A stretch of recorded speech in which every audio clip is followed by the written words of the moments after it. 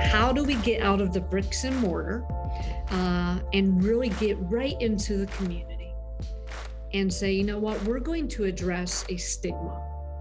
We're going to address how, whether it's dating violence, domestic violence, sexual assault, or stalking, is common, it's complex, and it is extremely consequential.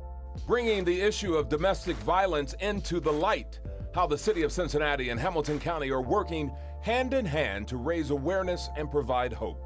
Plus, the pandemic and the ballot box.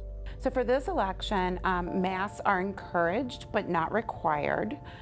We will be having poll workers designated as sanitation techs, just like we did in November of 2020, which means they'll be sanitizing the voting booths and the election equipment between each voter. What you need to know as you head to the polls for Commitment 2021. That and more just ahead on this edition of Let's Talk Cincy. From WLWT, this is Let's Talk Cincy, presented by Western and Southern Financial Group. Put our financial strength behind you. The numbers are disturbing, and the fact that someone you know could be a statistic is heartbreaking. 1 out of 3 women experience some form of domestic violence in their lifetime, and 2 out of 3 children will experience trauma and exposure to domestic violence. Hello, everyone. I'm Curtis Fuller, and welcome to Let's Talk Cincy. October is Domestic Violence Awareness Month. In the period of 1 year, the Ohio Domestic Violence Network reported 90 cases with 131 people losing their lives. 22 of those cases included both a homicide and suicide. Several organizations in Cincinnati and Hamilton County provide resources for survivors and their families. One of those is Women Helping Women. Lacey Roberts has more on the organization's mission. The nation has seen an alarming rise in violence since the pandemic. Specialists like those at Women Helping Women say the effects on women and children are dismal. With more than 12,000 hotline calls just this past year, they want the community to know that there are resources available. This is not just, 1 month out of a year. Our agency's been around for 48 years because domestic violence, as well as sexual assault and stalking, has been around since the beginning of time. And we are very clear that this is a public health epidemic. This does not just impact one certain type of person. It impacts the region to the point where that's why we all have to care about this. Kristen Strumplin is the president of Women Helping Women. As a survivor of domestic violence, she is passionate about raising awareness. So if I'm a corporate leader, I've got to care about this because this is impacting the workforce. If I'm an elected official, I've got to care about this because this is impacting my constituents. If I'm a soccer coach, I've got to care about this because this may be impacting the athletes on my team. If I'm a neighbor, I've got to care about this because this could be impacting someone down the street. Gender-based violence absolutely impacts men, women, gender nonconforming, the LGBTQ community. And we know that it disproportionately impacts certain identities. So why is that? Is it because there's something about one's identity that brings on more violence? Absolutely not. But our systems are not designed to show up and support as equitably as they could. So that's why we show up to 23 hospitals, right? That's why with prevention, we're in over 20 schools. That's why we show up on scene with law enforcement in 15 jurisdictions. Counselors like Casey Frazee Katz say since the pandemic, they are seeing an escalation of violence. Sadly, COVID is still going on. So we're seeing also the tactics that perpetrators are using are tending to be a little bit more lethal and a little bit more dangerous. So let's say if there was a perpetrator who might be using their hands to harm their partner, maybe now they might be using a weapon, whether that's a gun or a knife or some other kind of tool. She says the pandemic has increased the support and connectivity survivors need to services. We have advocates who are answering the hotline 24/7, going to court, going to the hospital, supporting survivors on campus. And in that moment, it's really just about meeting that person and connecting with them and validating that what they're feeling, which often, is a wide variety of emotions, is very valid. And then trying to see what they need. We are also lucky enough to be partners with the Ohio Domestic Violence Network, and they have funding on and off for a program that helps allow for short-term stays. And sometimes that's what a person needs, is a short-term stay to be able to pull some resources together, figure out a next step plan. We help people get connected to maybe moving companies.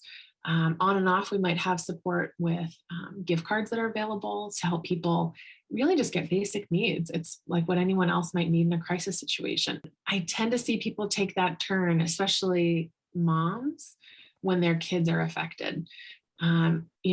Women are really strong. And sometimes, that's what I've seen with a lot of women is once their kids are hurt or affected, that's when like that mama bear urge comes out, and that's when they say no more. Experts say the issue of gender-based violence is a public health epidemic and everyone should take a stand.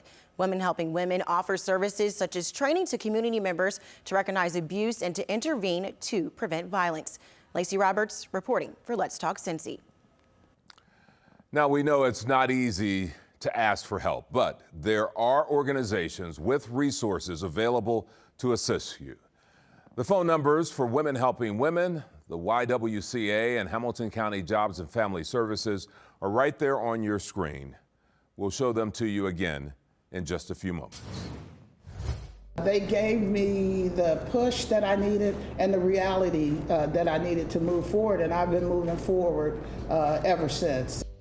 From surviving domestic abuse to helping women and families as the Hamilton County Commission president, a powerful story of survival when Let's Talk Cincy continues.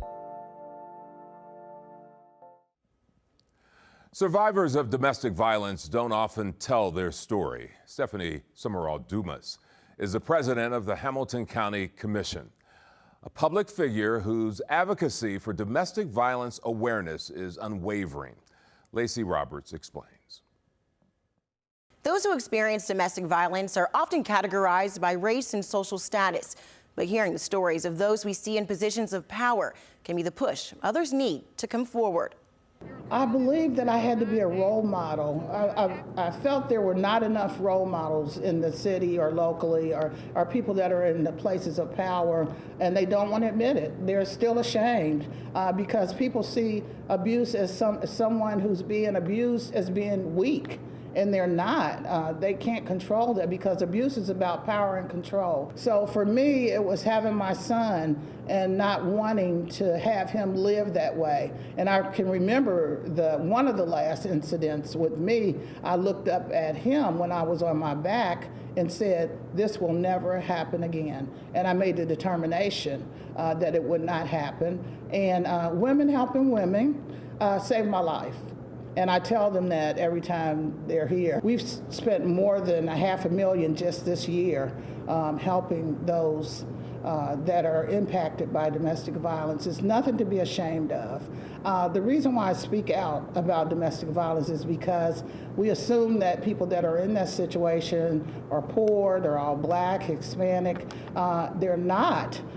They're white people that are, of course, being abused. It doesn't differ from what race you are. You'll see here I have a purple ribbon.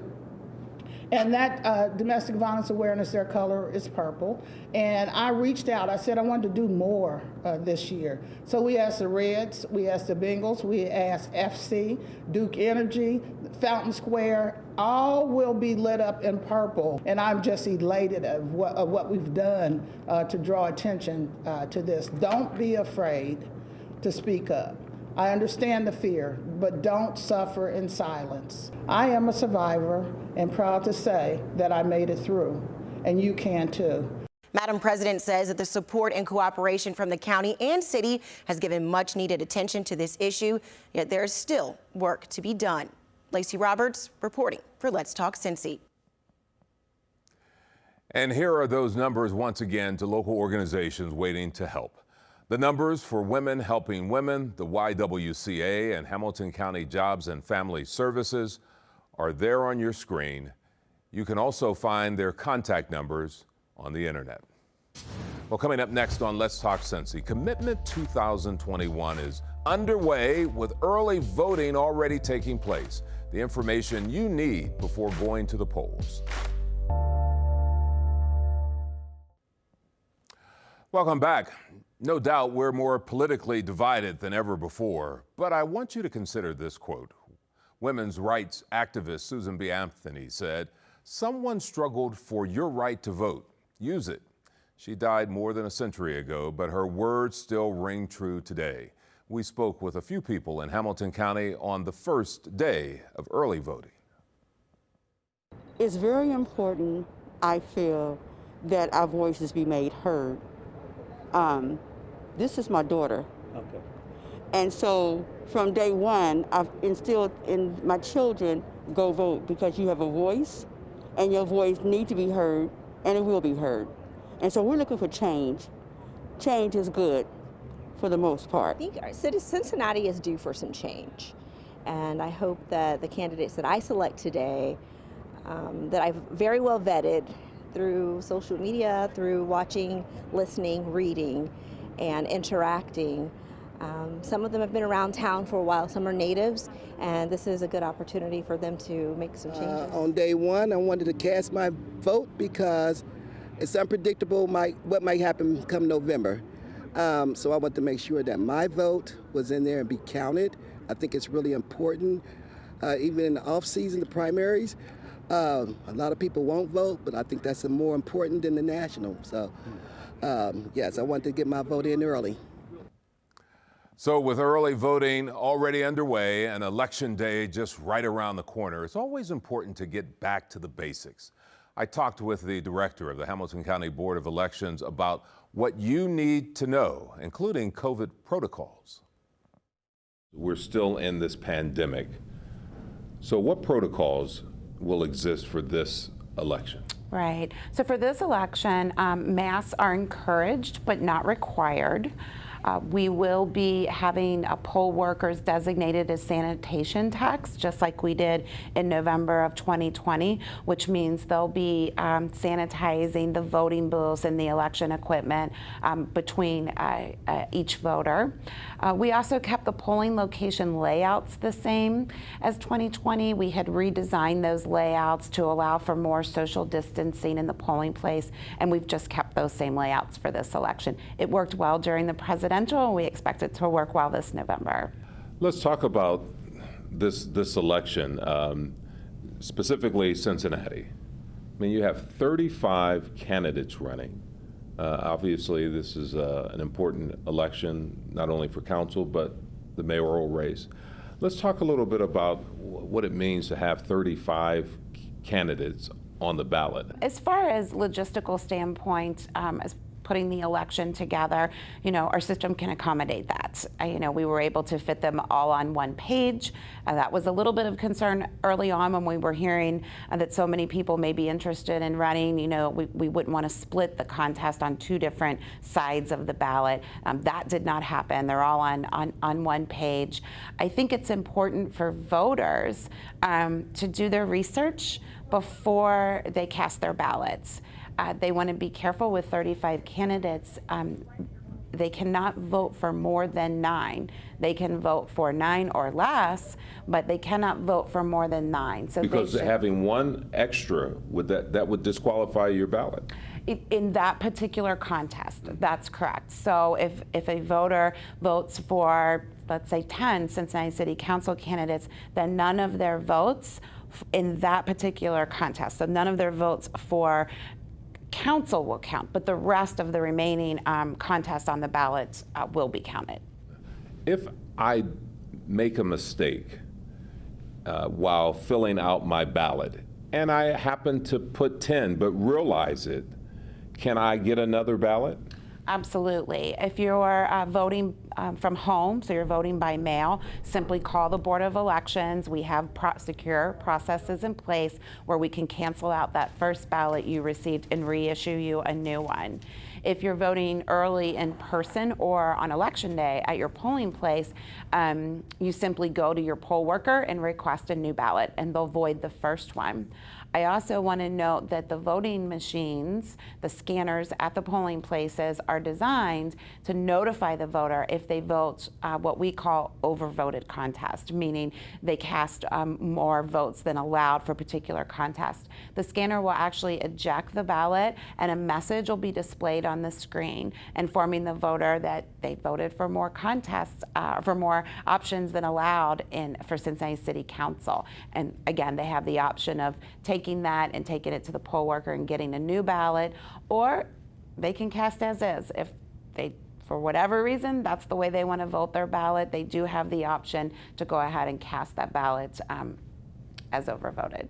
This is a countywide election, so there are other issues on the ballot, other issues and candidates running for various offices.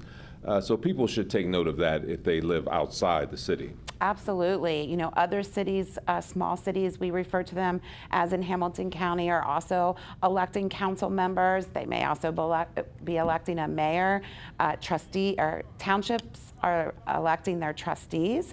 And then, of course, school boards. You know, all of the local school boards have contests on the ballot as well this year. And then, of course, there's questions and issues. There's 2 county-wide questions and issues, so that means every citizen in Hamilton County has at least 2 issues to vote on, and some jurisdictions there's more. Are you encouraged as we enter this election, 2021? Yeah, I hope so. Our numbers, we always look back to the last similar election and when we're wanting to compare turnouts. And so if we look back to 2017, which was the last time Cincinnati City Council was up for election. Seems like only yesterday. Yes, it does. Yes, it does. But there actually was not a City Council election in 2019. So we have to go back to 17. Right now, our numbers are trending, as far as early in person and by mail, slightly higher, just slightly higher than 17. So only time will tell. But of course, you know, we encourage voter participation. We like to see that higher turnouts. And this section will be called Back to the Basics. If I am new to the process, or if I've been out of the process for a while, what do I need to know? Sure. Well, the first thing that a voter wants to do is to make sure that they're registered to vote, right? And that they're registered where they currently live. And they can do that by going onto our website, votehamiltoncountyohio.gov, and simply click on the Am I Registered button. If the voter is not registered currently in the state of Ohio, it is too late to participate in this election. But nothing prevents the voter from going ahead and registering now, and that way they'll be registered for the next election. So the first thing is to make sure that you're registered. Then you want to make sure, basically you want to decide which way you want to cast your ballot. Voters in Ohio have 3 different ways to cast a ballot. They can vote early in person at the Hampton County Board of Elections. They can vote early by mail, or they can vote at their polling place on election day. So that would be the next step. Decide which way you want to cast your ballot. If you come early to vote in person at the Board of Elections, you do need a form of ID. The most common form is a driver's license or state identification card, but there's many acceptable forms of ID, a utility bill or a bank statement, as long as it has the voter's name, address, and was dated in the last 12 months. And if a voter doesn't have any of those items or simply forgets to bring something with them, when they appear early in person at the Board of Elections, they can provide the last 4 digits of their Social Security number. That's a little different than at the polls. They can, if they provide the last 4 digits of their Social Security number, because it's here at the Board of Elections, our staff has access to the voter registration database. So we can check and confirm the voter's identity that way, and then the voter will be issued a regular ballot. Again, Election Day is right around the corner, November 2nd. Up next, a family turning their personal loss into a mission to help local youth, honoring a wife and mother whose passion was to give back to others. Let's Talk Cincy returns in just a few moments.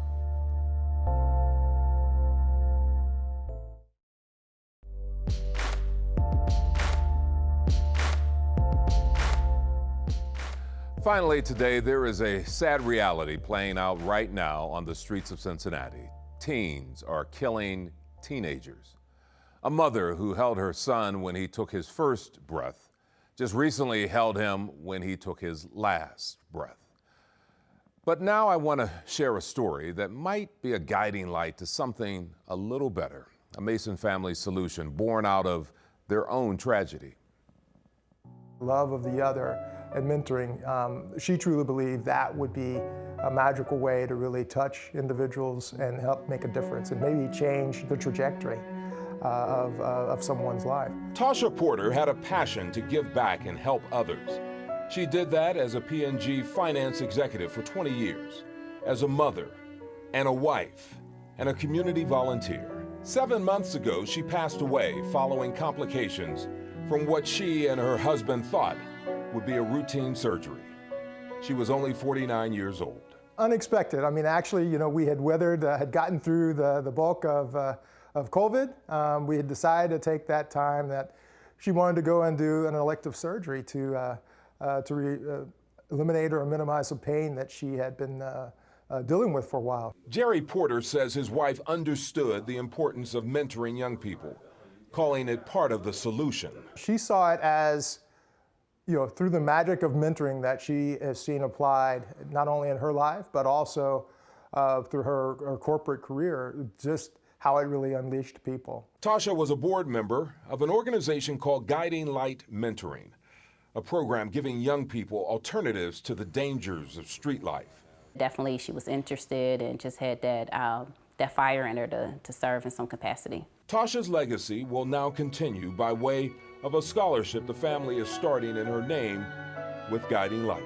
Definitely needed. Our kids in our program come from all walks of life, single parent households to, struggling, and finances are not the best for them. God sort of works in mysterious ways to sort of help bring, some goodness even out of such grief and tragedy at times. Goodness out of tragedy. That is a wonderful effort that the Porter family is doing. Guiding Light Mentoring is just one of many programs throughout our community that really become part of the solution. And I think there's something that we all have to choose. Are we going to be a part of the problem or part of the solution? And being part of the solution is getting involved, speaking out. You always hear them say, if you see something, say something. If you hear something, say something. That's the role that we can all play in this. Well, that's our time for today. Thanks for joining us. Hope to see you next time for another edition of Let's Talk Cincy.